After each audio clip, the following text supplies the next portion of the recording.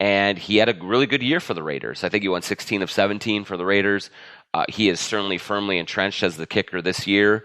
And so you wonder if there was a misperception there or misread on his ability or his situation and the way that he was being coached. Maybe it didn't work out because of the way that things were handled, because Kai Forbath was in camp with him for quite a while and taking some of those reps away while they went through camp. And so it just seems like it is a position kind of like goalie in hockey where sometimes if you believe enough in whoever you have, you're going to have to ride the waves a little bit. There's going to be times where they're going to miss 2 or 3 in a row.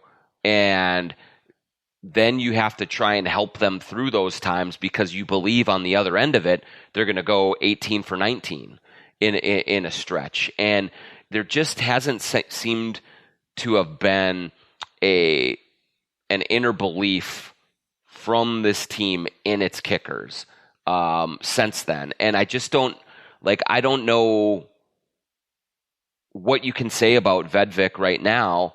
And even if, let's say he goes out and kicks again on Thursday against Buffalo and has another bad game and they decide to move on, that might be the right choice, but I don't think you can truly say for sure, because he's been punting, he's been kicking, he's had holder A, holder B.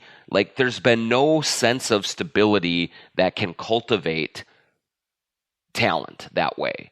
And it just, it's a little bit mind-boggling, why they're doing it this way. And maybe you say, well, because we really don't know about Vedvik. We don't know if he's the right one or not. Well, if you don't know, if you don't at least have a very strong feeling that this is going to be your guy, you don't spend the draft capital to do it, and you don't throw everything else into upheaval to do it. And so I don't know. It's just, I think Spielman is very good in the draft. I think he's been really good from a talent and personnel standpoint for this franchise. I think Zimmer is a good coach who's won games and has credibility behind him, certainly defensively.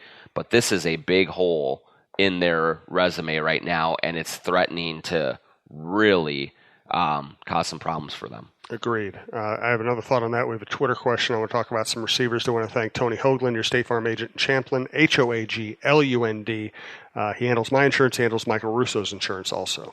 Hey, Minnesota sports fans. This is your local State Farm agent, Tony Hoagland. I need you all to ask yourselves this question. If you're in an at-fault car accident and you are sued for $700,000, how much of that $700,000 will my current insurance company pay?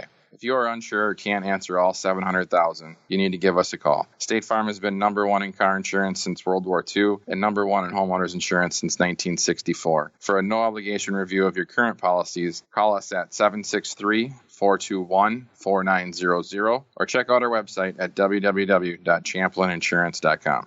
And to finish the business portion of this podcast, just remember that BiteSquad.com has a members-only deal, $5.99 a month. You get free deliveries any place within 4 miles. They deliver really good food from really good restaurants quickly. But the best part is it shows up looking like it would look on a restaurant plate, and you don't have to worry about reservations, parking, driving after having a cocktail or two. You don't have to do dishes, home or office or elsewhere. Breakfast, lunch, dinner, late night snacks, BiteSquad.com. Use promo code TALKNORTH to get your first delivery fee waived. My final thought about the whole kicking thing is I'm going to expand on a thought you mentioned in passing. It's if you want to say they're just kickers, they're just punters, if they fail, get rid of them, get a new guy in here until you find one. That's fine. You can do that. A lot of teams do that. Yep. You can't invest the resources they've invested or play around with it late in preseason the way they've had it. It's the way they've done it. It's not the fact that you can't cut a kicker. Of course you can. It's that you can't invest a lot in kickers and then cut kickers and then not have a good backup plan, which is what has happened here. Yeah, and you can't invest in these kickers or punters or whoever and then bring them into an environment that is chaotic. I think that these guys all want stability, calm, and just routine. Like that is the key for them with this. for success, and they have not done that. So I think that they could cut Vedvik, or they could cut Dan Bailey, or they could cut Matt Weil, or whoever, and any three of those guys could walk out the door and legitimately say, man, that was a messed up situation. I'm not sure that I had the best chance to give my best performance.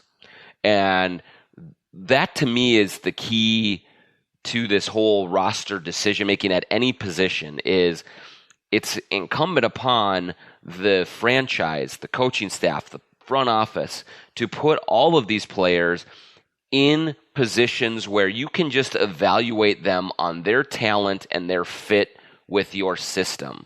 And that if things don't go well, you point to the player for falling short in any one number of these categories. But in this kicking situation, you can legitimately point to the franchise and say, this was not an environment conducive to developing the right talent and identifying the right guy. And I think that's a real problem here. Twitter question from Adam Jones. What is wrong with Xavier Rhodes? He looked incredibly slow on Saturday. He did, I hate always using the same caution, but the two things you have to be careful of. Number one, you don't know, like if on the one play he got beat down the sideline, if he expected safety help. He certainly pulled up and looked around like he expected some help. The other thing is it's preseason. He might be a veteran saying, I ain't going to pull a hamstring in this stupid game. Yeah, I mean, so there are it's two sides of the coin. I think one is a lot of these guys, especially defensively, clearly have been together for a long time and probably don't need as many reps as other position groups, less experienced, that need more cohesion. And what was clear coming out of the game on Saturday was Mike Zimmer said in the press conference that some guys weren't even getting in the huddles and listening to the plays. And so they didn't know what was coming and what they were supposed to be doing. Now, you can look at that two ways. One is you can say, yeah, look, these are all vets. They're pros.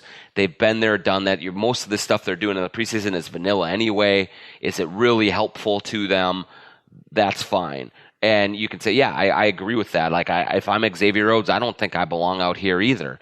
Now, the other side of it is there's a little bit of entitlement that seems to have crept in on the defense. Like, hey, we're going to put up great numbers no matter what. And I don't know that they have enough pelts on the wall to justify that. Xavier Rhodes is coming off a down year. Like, what I was kind of hoping to see from the defense this season is this preseason is kind of an ornery and a nasty one. One that was like, hey, in our biggest spots, when they've needed us the most, in the biggest games, we've gotten shredded. And whether that's going back to the Minneapolis Miracle in the second half against the Saints, the Eagles in the NFC title game, last year against the Bears in the season finale, they've gotten worked in some really big spots, and they seem to carry themselves with a confidence and an air that, hey, don't question us. Like, we're the defense, we're not the problem here. And maybe the switch will flip on week one, and maybe they'll put in their exotic stuff, and everyone will be locked in. You'll have Linval Joseph, you'll have Harrison Smith back there. Everything will be great. But for a guy like Rhodes, who is coming off a down year, and for to kind of carry himself that way, I don't know. Like, I'm not sure that's the greatest look. I don't expect them to be frothing at the mouth for Arizona in week 3 of the preseason, but that was a little glaring, and I think he got a little embarrassed in that game, and maybe that'll put the light bulb on, or that'll flick the switch on, and everyone will lock in and be fine. But I'm not just willing to yet say, it's just the preseason, who cares? Let's swipe it away.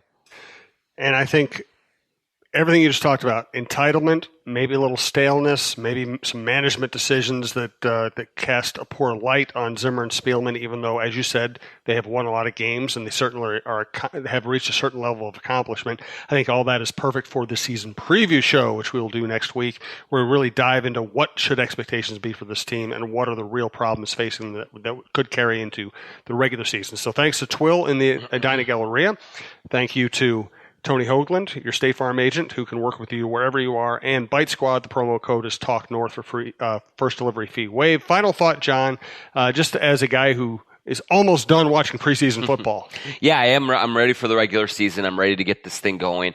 I have been generally optimistic about what this team is going to do this season. I mean, I think that they should be, I don't want to, kind of step on our preview show next week, but this one has been a little bit of a negative tone. And I do generally, I'm bullish on the Vikings. I think they're going to have a good season, but I am seeing things that are cause for concern. And so none of that's going to change between this week when we're recording this and next week when we're recording the preview, because no one's going to play against Buffalo. But it's a team that has so much talent, but needs to start buckling some things down here.